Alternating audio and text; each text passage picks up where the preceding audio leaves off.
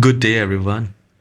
Your C drive is full, and there is a hidden folder silently eating up 20 to 50 GB of your storage. It's called Windows.old. I'll show you. I'll open the File Explorer and I'll go to C drive, and there you will find Windows.old. Now, deleting it in a wrong way won't work, and let me show you the correct and safe method to remove it in seconds. And why we have this Windows.old? The reason is whenever we upgrade or reset our PC, Windows automatically creates a backup folder called Windows.old. It's useful, but after some time it just becomes a dead weight.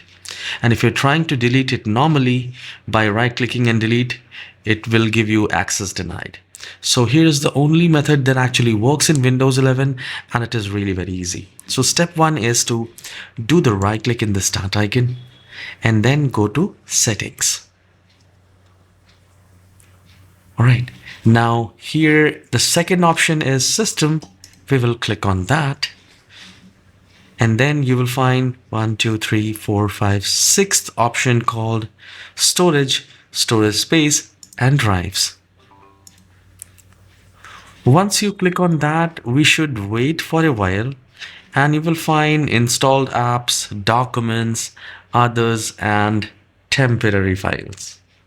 We need to click on temporary files once the scan is done, and generally it takes 15 seconds to 30 seconds to scan the whole drive and give you information that how much space is being used and how much is free. So here I'll click on temporary files. We need to click on that, and here the very first option, since it's a Windows 11 laptop, I have never reset this PC or not upgraded from Windows 10 to Windows 11, because this was a Windows 11 laptop. When I bought it, it had Windows 11. So I don't have this folder. But when you click on this temporary files, you will have one option, and that says previous Windows installation, just like here. And it will also show you how much space it is occupying. Once you select previous Windows installation, you just need to click on remove files, and it will clean up for you, and you will also free up space in your computer. So this is how you can delete Windows.old in your Windows 11 laptop or desktop. If you find this tutorial short and helpful, please don't forget to hit the like and subscribe. I'll see you in the next tutorial. Have a wonderful day.